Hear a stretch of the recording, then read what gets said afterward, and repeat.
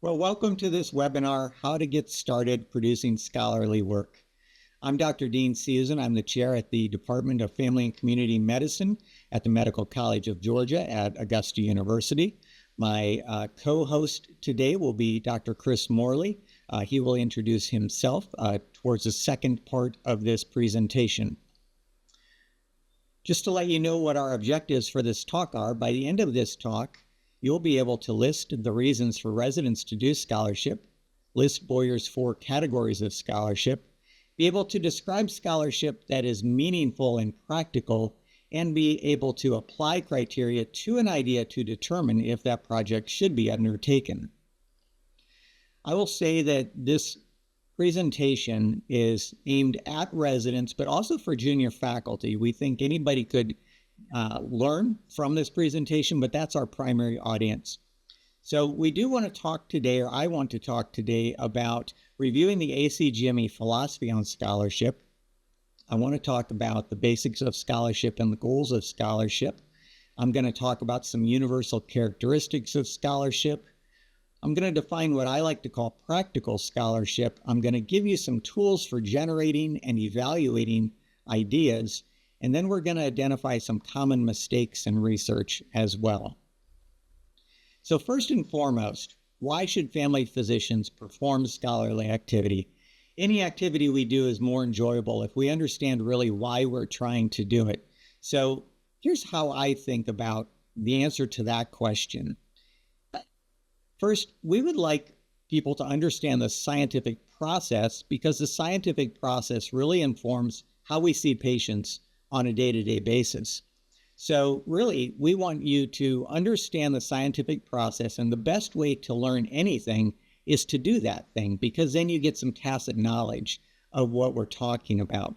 In the process of doing scholarship, you're going to learn the language of scholarship. That's going to help you get comfortable reading the medical literature. And of course, reading the medical literature is important because we want you to develop critical appraisal skills. The reason we develop critical appraisal skills is so that you can translate scholarship into clinical practice. So when you roll that all together, really one of the main reasons why we want people to do research, scholarship, is to actually produce better doctors. We think that you will be better doctors if you are actually doing scholarship. Now, I do hope that we turn a minority of family physicians into lifelong scholars as well, but that will be a minority of folks. I would be remiss if I didn't take a moment to talk about the barriers to scholarship, because the barriers to scholarship are real within a residency program. Here are the ones that are most frequently encountered. There's personal interest. Not everybody, especially not everybody who goes into family medicine, actually is interested in scholarship. There's problem of personal expertise. If you've never done it before, it can be very intimidating to jump into doing scholarship. Maybe the residency program that you're part of, or that you're a junior faculty at, has very little mentorship or any other professional expertise. So you feel like you're all alone. Of course, almost none of us have time dedicated to doing scholarship. If you do, you're very, very lucky. But most of us won't have time dedicated to scholarship. And then, of course, there's funding. How are you going to pay for whatever project you want to do? And maybe there's just not a lot of infrastructure where you're at. These are all real barriers, and I want to acknowledge all of them. We'll talk a little bit later on about how to overcome some of these barriers. As I'm talking about trying to get people to do scholarship or research, one of the tools I like to use as a visual is the research participation pyramid. So here's the participation pyramid. It has 6 levels. Those levels can be broken down into 3 different tiers. At that bottom level there is the translation tier. Everybody involved in medicine is a consumer, or should be a consumer, of research. If you're actually a clinician taking care of patients, that makes you a direct utilizer of clinical research. Up above that is the generation level, and that's what we're really talking about today. If you're participating in a project that somebody else is leading, that makes you a collaborator. If you're leading a project, that makes you a principal investigator. Up above that is the leadership level, which we won't really talk about today. But the reason this visual is very important is I ask people to identify which level they're at right now. Most residents are going to be down there at the utilizer or maybe collaborator level. Junior faculty often at the collaborator level. But I want to encourage everybody to identify where you are today and then figure out what it will take to get up just one level. Climb up the research pyramid one level. And if we all do that, we will all produce more scholarship and we'll all be better off and we'll all be better clinicians. Let's talk about some basics of scholarship. So, through the eyes of the ACGME, there are really 4 different types of scholarship. This is based on Boyer's model. These are the 4 different types of scholarship. The first type, and the type we often think of first, is the scholarship of discovery. This is what research really is. It's generating new knowledge using the scientific method. But the ACGME does indeed recognize 3 other types of scholarship. One is the scholarship of application, which is translating knowledge into practice. So actually taking what somebody else has already done and figuring out how to use that on a day-to-day basis. There's the scholarship of integration, which is taking information, knowledge from a variety of different sources and combining them together in novel ways. And then lastly is the scholarship of education, which is communicating knowledge to others. That could be something for junior faculty as simple as putting together a curriculum. No matter what type of scholarship you're talking about, though, I believe there's some ingredients of scholarship that are universal to all types of scholarship. So this is what I think of as the 5 universal ingredients. You might want to think of them as steps of scholarship. All scholarship begins with a scholarly question. All scholarship should then do a systematic search for existing literature, existing knowledge. It should gather data. That data may be original or may be existing data. Next, you analyze and synthesize that data. And then lastly, you present your findings. Those are the 5 universal steps. On the next slide here, I have a grid that looks at 4 different, very different types of scholarship. Case report, a research project, a QI/PI project, or the scholarship of teaching. All of them you can see actually incorporate all 5 of those ingredients. So I'm going to just start with case report because oftentimes residents, medical students, even junior faculty will do a case report. So I want to show that all 5 of those ingredients are there. I think they're very obvious for research, not as obvious for case report. So case report begins with a scholarly question. In the case of a case report, that question is, what does this case add to the existing literature? Next, a systematic search for existing knowledge. That will be doing a literature search. If you can't find a lot in the literature, you might have to go and discuss the case with experts. You're gathering data. That's collating previous case reports and then comparing and contrasting what exists in the literature to what you found in your case report. Next, you're analyzing and synthesizing the data. That's generating lessons learned. What advice do you want to give future practitioners who may see a similar case in their practice?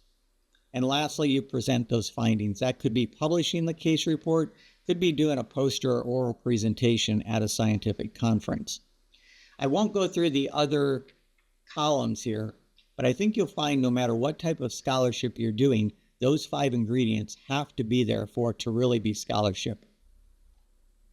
I want to talk now a little bit about practical research. Practical research, I think, helps us overcome those barriers that I talked about before. Practical research, I like to rephrase in another way, which is do what you love and then research what you do. So no matter what you're doing on a day-to-day basis, which for a lot of folks watching these slides, that will be seeing patients primarily, maybe doing some teaching as well. That's what you should think about researching. So practical family medicine research. This addresses topics that are of interest to family physicians. Again, lots of times clinical because that's what family physicians do For the most part, they take care of patients. But within a residency setting or a medical school setting, you're also educating. Also of interest to family physicians is the process of delivering health care. And we're all interested in quality of care. So those are some obvious types of things that you do on a day-to-day basis that you could also research. Practical research is incorporated into or built on top of existing activities. So you don't necessarily want to go out and find a new population of patients to study. You've got patients coming to you on a regular basis. Study those patients that are showing up. So an example that I always like to give on this is cystic fibrosis versus diabetes. Not a lot of family physicians see a large number of patients with cystic fibrosis. So studying cystic fibrosis doesn't make a lot of sense for the majority of family physicians. However, we see diabetes all the time. Researching diabetes, that makes a lot of sense. Family medicine practical research usually generates results that are immediately usable. Because you're studying what you do on a day-to-day basis, what you find becomes immediately useful for you and is probably useful for your family medicine colleagues as well. And importantly, it often requires minimal resources. If you're already studying what you're doing, you don't have to go out and find additional resources, which we've already acknowledged can be awfully hard to do. All right, if you look at the existing literature, what do we know works within a residency program for doing research? These are 6 things that are basically ubiquitous in family medicine residency programs that are successful at doing scholarship or research. The program director has to be on board. If you got leadership on board, then you're probably going to be successful, or at least you're set up to be successful. If the program director is not supportive, it's going to be really hard. Dedicated time is ideal, but again, that can be really challenging. But if a resident can have some small amount of time dedicated to complete their scholarship, that's very helpful. Same thing with the junior faculty. Any amount of time that you can dedicate to scholarship is going to increase the chances that you will be successful. Faculty involvement in the residency research process, especially if you have the program director involved, that's going to be very helpful. You should have a formal research curricula. That could be as simple as a journal club, but hopefully it's more robust than that and really covers the entire spectrum of scholarship. Easily accessible research professionals.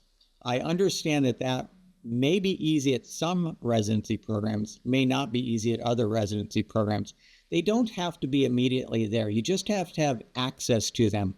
So if you don't have a PhD researcher at your program, if you don't have a statistician at your program, can you build a relationship with one of those research professionals that's outside your program but is willing to consult with you? Lastly, the opportunities for residents to present their research. A resident research day, an opportunity to hang posters on the wall perhaps, or present a morning report. Those are all great venues for presenting resident research. I want to now shift gears a little bit and give you some additional tools that will help you be successful starting scholarly projects and research. So we all know that the better the original research question, the better the final product. So how do you get some good research questions? This is the advice that I give to people. I tell them to come up with 3 ideas a day. Find 3 potential research questions a day.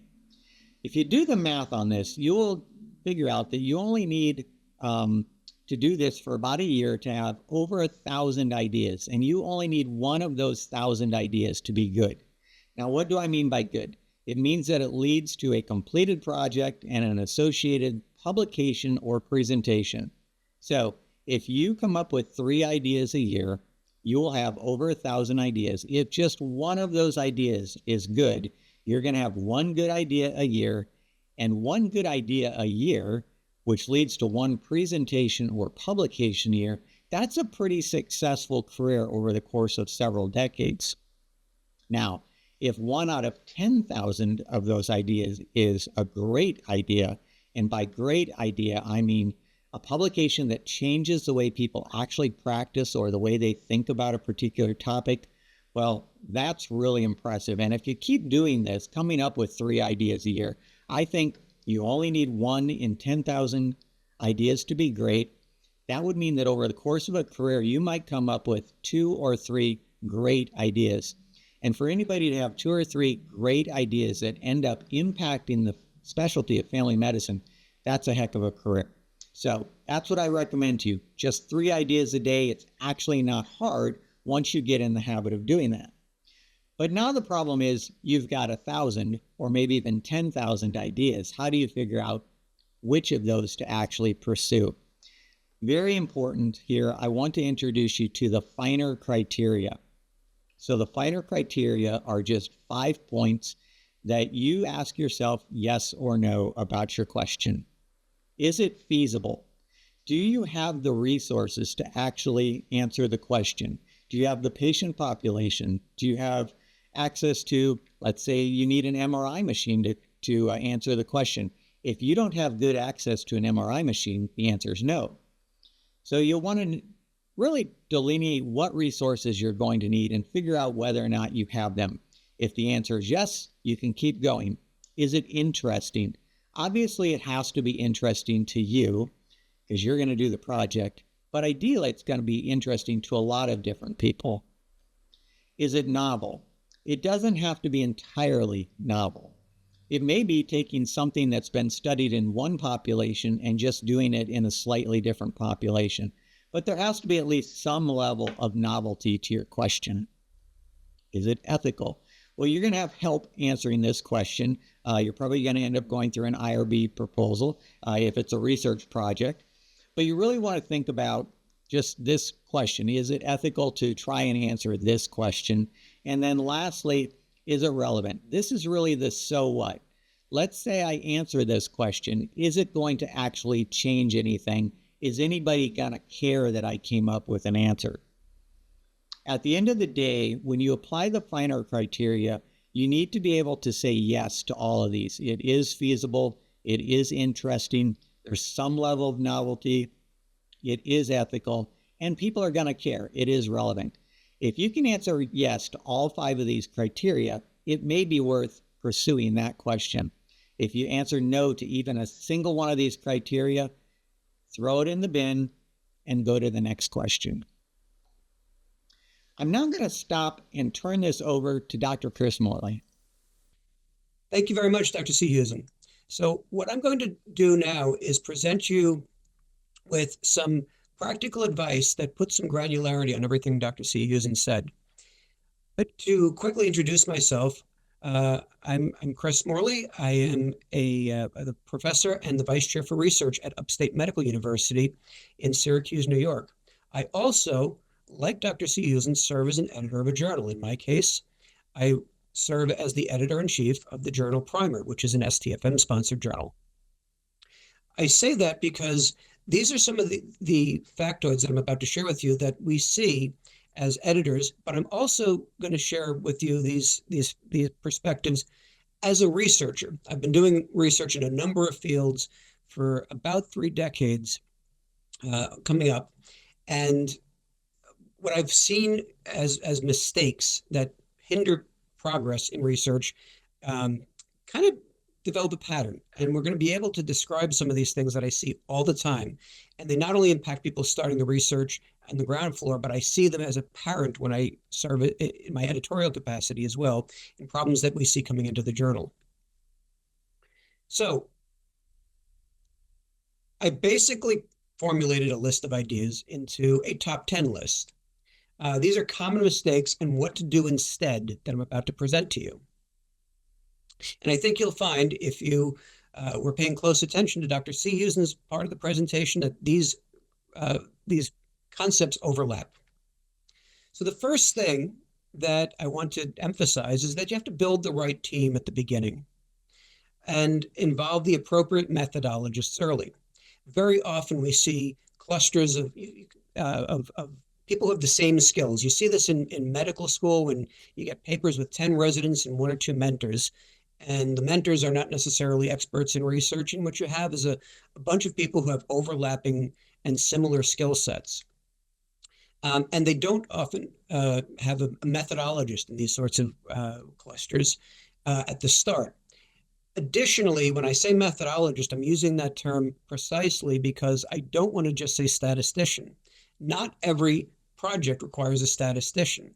In fact, if you aren't doing high-level statistics, if you're going to do a project that requires, say, a survey design or qualitative methods, that may involve somebody who specifically isn't a statistician. Most people who do these kinds of works can do statistics, but statisticians are really the big guns.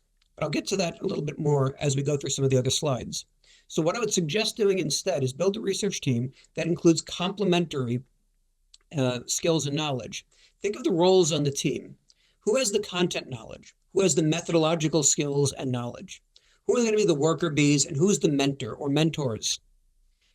Consult with the correct methodologist from the beginning. And what do I mean by methodologists? Who can serve in that capacity? Well, a lot of us, I include myself in this category, are a bit of a Swiss Army knife. We do a lot of different types of research, and we come from the social and behavioral sciences or public health, which I consider part of the broad spectrum of social and behavioral sciences. And educational research will have similar training if they apply it differently in statistics as well as qualitative methods. Librarians are methodologists if you're going to conduct a systematic review. That's one of your methodologists should be a librarian. And consider whether the methodologist that you're talking to is the right person. A statistician is not necessarily the right person if you're going to be doing focus groups, for example. So Dr. Seehusen touched on this as well, not knowing the existing literature. So if you're not really familiar with the literature that your project or your idea falls within, you are potentially mistaking your project as novel when in fact it's been done before and people know the answers that you're seeking. Repeating existing work or not adding something to the literature is problematic. You can also find yourself deviating from accepted or standard methods, outcomes, theories. Many times, if you reinvent the wheel on how to measure something, how to define variables, you'll find yourself outside of the conversation and potentially in trouble when it comes to submitting something for peer review. And finally, as a practical matter, if you don't know your literature, when you go to write up a project, you will likely fail to cite other authors who have written on that topic who are your potential reviewers. So what to do instead? If you have access to a librarian, librarians are great at facilitating a rapid literature search. Conduct the literature search. It doesn't have to be a systematic review or anything like that, but you should know the field. You should also know what your project would add with your study and where it might deviate from accepted methods. You may want to deviate or define something in a new way, but you should have a rational and logical reason. And in the writing that you do, you want to implicitly credit people who are going to be your potential reviewers. And if you're submitting to a journal, for example, if you can submit to that journal appropriately, you probably can cite things from that journal. Just a rule to keep in mind. The other mistake I often see is people who delay or bypass or attempt to bypass IRB review. Now, one thing that I stress in almost every project, and this includes quality improvement projects and all sorts of things, check with your IRB. Here's the fundamental thing that I want you to remember. The IRB always makes the determination. If you decide something is not research, the body that formally tells you you're right, this is not research, is the IRB that governs your institution. So one mistake right up front is assuming that an IRB is not needed. This is just QI. Well, what you typically need, if it truly is just an internal quality improvement project, is you need a determination that the project is not research. Now, you can do the quality improvement or program evaluation internally and never submit it anywhere. And you'll probably be able to submit something to a conference, and I'm going to say it, get away with it. But typically, when you hit a journal, most editors are going to ask if this had some form of IRB interaction. Doesn't mean a full submission, a full protocol, but did an IRB determine that this was not research? Why does this happen? Well, people have a fear of rejection or lack of confidence in doing an IRB, or just frankly, find it a hassle, which may lead to avoidant behavior. So remember, you are not the person. You, no matter how much experience you have, and I or Dr. Seehusen are not the people to sit here and decide. It's your IRB. They are invested with that obligation and the authority to do so. So one mistake that I often see is people leave this to the last step. They think they're never going to publish something, and they then decide, hey, we're going to try to submit this somewhere, and then they do the IRB submission, and it ends up angering the IRB, or you get in trouble because you were doing something that should have had some sort of interaction with the IRB from the start. So what can you do? Most institutions have some form of IRB training they require. At most academic institutions, many in the US are using city training. If you know what that is, it's probably at your institution. If you don't, look around on your institutional website. Otherwise, there are probably other ways you can find training. Most novice FM researchers, family medicine researchers, can get an exemption or determination for what you do. If you're using existing data, anonymous surveys, evaluating educational outcomes, or if you're doing a quality project that isn't research, you can typically get an exemption or a determination. And that's usually relatively simple and fast to do. So what you want to do is talk to your IRB early in the planning stages, get advice on what you might have to submit, make sure you do any required training, take it seriously, know the language that you should use. And sometimes IRB problems are simply triggered by the person who's submitting not knowing the right words to use and describing something at the outset that leads to delays. And did I mention take the training seriously? So as Dr. Seehusen noted, having a research question is really important. And having a research question should really guide your entire plan. Many projects start out without a research question, or what they think is a research question is really just a general content area, rather than a true research question or hypothesis statement or set of hypothesis statements. You don't often define your outcome measures or your methods correctly if you don't have a well-formulated research question. On the other hand, a good research question should probably help predict what those outcome measures and the methods for measuring those outcome measures are. Without a clear plan, if you don't have a clear plan, you're going to have a lot of time or a hard time describing what you want to do to an IRB. So a weak or non-existent plan can certainly lead quickly to a poorly designed survey, data collection process, and analysis. It can lead to fishing expeditions if you don't have a clear idea what you're doing at the start. So what would I recommend? Learn to do to write a good research question at the outset. There's lots of literature out there. Just search what makes a good research question or something similar. That information is available. Think carefully about how to answer that question or test the hypotheses that emerge from that question. And think carefully about whether the methods you want to employ would actually measure what you say you want to measure. So once you have that plan, treat it as a protocol, both as a roadmap for your own work as well as for the IRB submission. And then also you can treat that protocol as a draft of your eventual manuscript. Typically, if you've taken the time to justify the project with a short literature review, describe your methods, and describe your predicted results, what you think you're going to find and how you're going to know you found it, that is usually good draft text for a manuscript.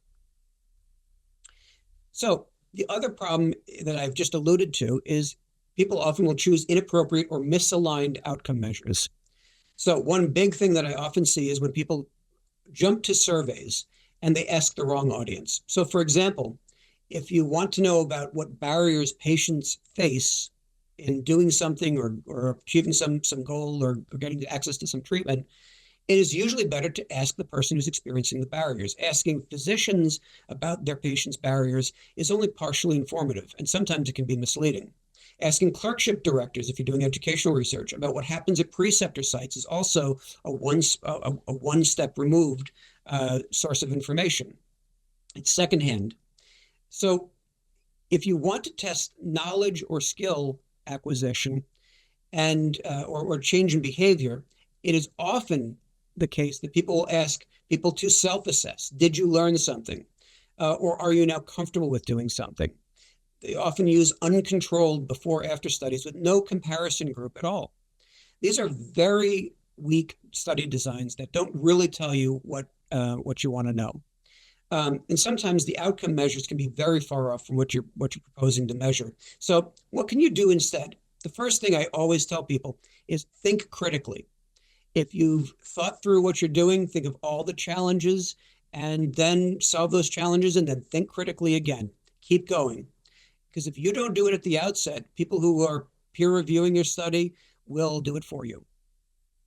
So once you've thought this critically through several iterations and really tried to punch holes in your own design, make sure your respondents are the right reporters. Make sure the outcome measures that you've come up with really actually answer the research question you want to test, and think about whether you're using the right data source to find those outcome measures to answer that question. And then always think about the counterfactual. What is that? Well, it's what would have happened if you hadn't done the intervention, or if the person had not been exposed to the risk you're testing. And frankly, that's often described as a control group, but there are lots of ways to design that control group. And not everything needs or even is appropriate for a randomized controlled trial. Having a comparison group from a previous cohort or a different clinic, having a longitudinal exam where people serve as their own controls, but over a longer period of time than a simple, quick, rapid before and after study. People who were offered an intervention but didn't, a case control study. There's lots of ways to find a control to inform what the counterfactual would be, i.e. what would have happened had the people not experienced the risk exposure or the intervention. So the other thing I already alluded to is assuming that every question requires a survey. People will often jump to, oh, we want to know this, let's do a survey. Well, here's the problem. Most surveys are really asking opinions. And if you're trying to establish a fact, how much do we spend on X? How much time gets devoted to this clinical task? And you simply ask people, you're getting their opinion about what those costs are. And all surveys are biased. I'm saying this as a survey researcher. Our biggest task is to ask questions carefully, precisely, and to try to remove as much bias as possible, understanding it will still be there. It takes immense work and expertise to design and implement a survey properly for any rigorous purpose.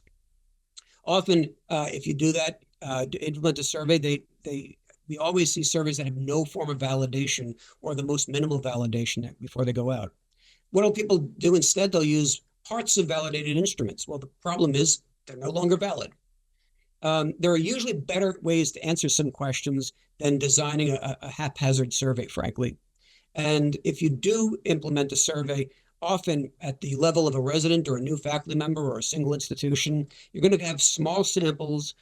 People without the right methodologist involved will often resort to descriptive collections of reactions, and that doesn't inform very much. So what should you do instead? I will almost always tell people and guide them to existing data.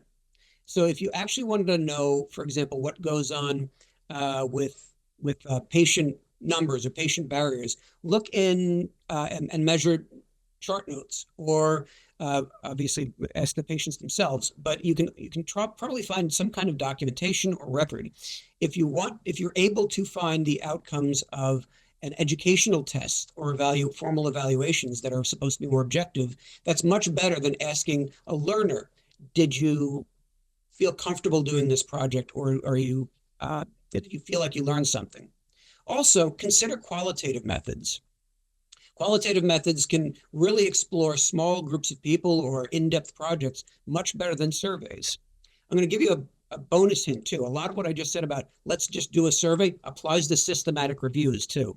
A lot of people assume let's do a survey or let's do a systematic review sounds easy. I guarantee you, to do it right, it takes a lot more work. It's much harder and a longer process than a naive or novice researcher usually estimates. And it's a trap people fall into repeatedly. So if you're going to do a survey, please design and execute it rigorously. Again, forgetting most surveys ask opinions. And a lot of what I'm about to say is what I could say here is repeated from the last slide. But I'm going to go on to several different things you can do instead.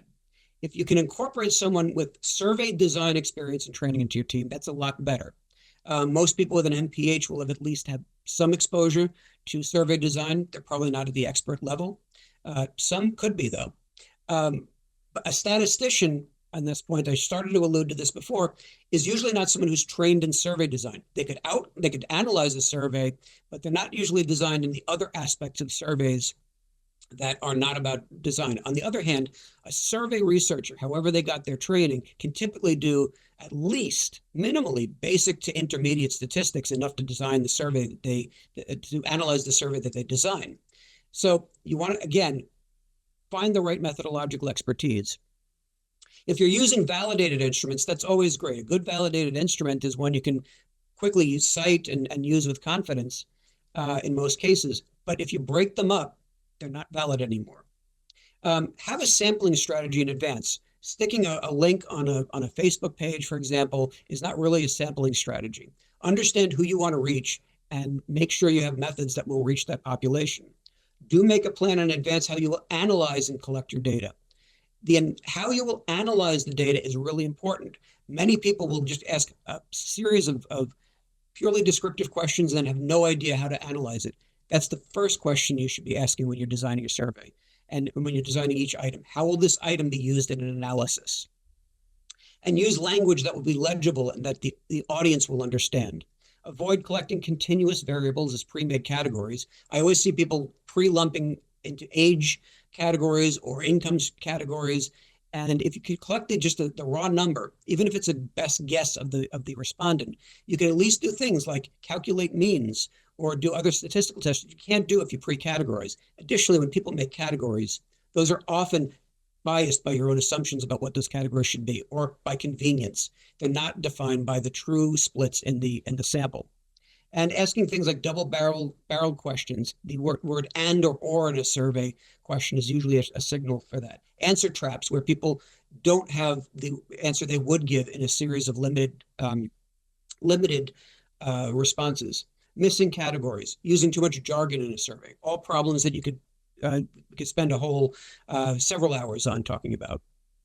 Another problem people will use, and I want to do this very quickly, this slide. I want to brush through it because, frankly, you should be talking to your methodologist and, frankly, getting more training if you're going to apply statistics yourself or getting someone who has the right training.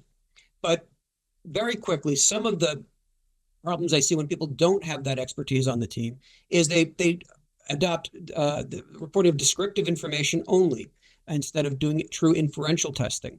They do pre and post tests without accounting for independence. They ask people something, they ask the same people again, and then do statistics that don't account for the fact that you just asked the same group the same question twice. Hence, the samples are not independent. Mistaking correlation for causation is a granddaddy of them all, of problems. People apply chi-squares, Pearson chi-square or similar, like Fisher exact test analyses, to categorical variables. But once you get a lot of categories in a table, it's usually not really clear what you're measuring with the chi-square. The fewer number of categories and the closer you can get to a 2x2 table, the more that category, that chi-square test or similar will tell you.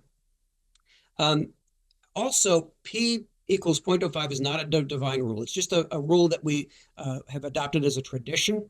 It's consensus-based. And what does that mean? Well, some studies, like if you're doing genomic studies, P equals 0.05 or lower is not sufficient. In other cases, if you have a really small study, you might find that something's going on, even though you're not statistically significant. You're just underpowered. What the problem is, though, is that people will search for that P equals 0.05 and what we call P hacking, continually doing different tests until you find something that you can say, and this is statistically significant at P is equals or less than 0.05. Frequently, that 0.05 measure is as much dictated by the power of your study or the lack of appropriate either entire samples or the appropriately powered subsets within your sample that you're measuring. There are a lot of statistical errors, and I can't cover them all. So what do you do instead? Consult with a methodologist at the outset. I can't say that enough. For pre-post tests, make sure you're using the right tests to do that. And basically, everything I just said that is a problem, don't do it. You can see the rest of your list there. But the key one is consult with a methodologist or make sure you have the right training to be able to do the tests yourself. Which leads me to people avoiding qualitative methods when they're most appropriate. There's an assumption that all good research has numbers and p-values. The problem is I've seen a lot of research that has numbers and p-values and percentages and tests, and those are really laid over studies that are not very good. They don't actually answer the question they're doing, and the numbers kind of serve to give the veneer of rigor, when in fact, if people had done something with a small sample that was more qualitative in nature, reading texts, talking to people, focus groups, individual interviews that go in depth, is often a much better way to explore something where you're trying to do a descriptive study, or you have a small sample, or you're really trying to get to know something about a particular population. Now, there's lots of qualitative methodology text out there, and there are many qualitative experts, as well as mixed methods, which is the using multiple paradigms, qualitative and quantitative together. But you should know what you're doing, and again, consult with a methodologist, or at least read up. People will often assume that doing some focus groups and reporting verbatim what people said is the limit of qualitative research. It is not, and we don't have time to talk about it today. The CORIC guidelines, you can Google those or search for those, are a good guide into what makes good qualitative research. You probably can't do all of it on every study, but that's certainly something that people should strive for. So when should you use qualitative research? Well, when you're seeking to understand meaning. What does something mean to somebody? If you want to get people's reactions to something, get them to tell you more than simply checking a box or a rating scale. If you really want to get depth of knowledge from stakeholders, talk to them, get a full story. Understanding phenomena, culture, language, or terminology of a population often is a precursor to a quantitative study. To generate hypotheses, you may use qualitative methods or working with a small group. And we're getting near the end here, but so would you be if you're getting ready to submit to a journal. What do people do when they get to this point? Well, we see it all the time, actually, at the journal. I don't know if Dr. Seehusen sees it in his role at the JABFM, but I bet he does. People submit to a manuscript that is out of scope for the journal. This is not what the journal writes about. And you might ask, how do you know? It's usually on the website, in plain as day. People will most journals, and especially indexed ones, they have to describe their scope. They'll tell you what they publish. If you think you're in scope and you've written a paper, very often people don't conform to journal instructions. Sometimes it's particular, and people get fussy about the citations in the wrong format or something like that. I know at Primer we won't usually turn people away. We'll fix that if they're close to publication.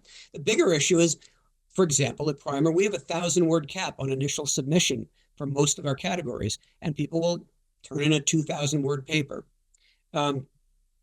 Just an obvious case where people are not reading the instructions. More deeply, many journals, including Primer, have quality expectations that we put up as part of our author instructions. We tell you what we evaluate and what we will turn away. So I've stressed not using self-assessment or where you're more comfortable doing something after we told you about it, kinds of measures, that we specifically don't look at those unless comfort is a real important part of what you're doing. And people will still submit stuff anyway. They clearly didn't read our quality expectations, and they go through all the work of a submission and we turn them away. It could have been avoided had they read all of the instructions.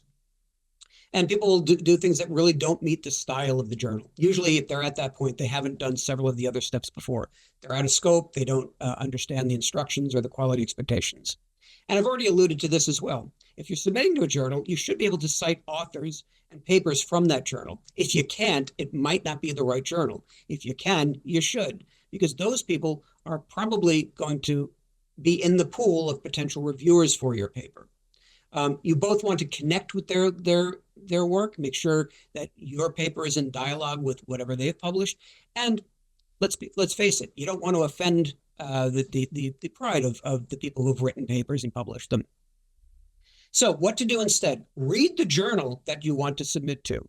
You don't have to read, I'm not implying that you're reading the journal cover to cover every month, but you do want to get a sense of what they publish and the tone and the style and so forth. And I want to give the former editor, the most recent previous editor of the Journal of Family Medicine, Dr. John Saltz, who always stressed that. He would always say, read the journal. You should have a sense of what goes on in the journal. read everything pertaining to the submission in that journal. You don't want to overlook the fact that the journal has published things on your topic. If you're going to read the journal, make sure that what you're reading is the content that is applicable to your paper and your study. Make sure you do know the scope and article types, the quality guidelines, and the author instructions before you're submitting. And cite previous articles from the journal to the extent they are relevant. Those authors, as I already mentioned, are your potential reviewers. Editors like their own journal cited. And if you can cite papers from the journal where you are submitted, you might be in the right place. If not, well, I've already told you my opinion on that. So I want to wish you, on behalf of all of us, good luck in your scholarly pursuits. It adds to the field. It adds to your own career development and your own abilities. So we really would love to see people be able to put these suggestions into practice. And thanks very much for your time.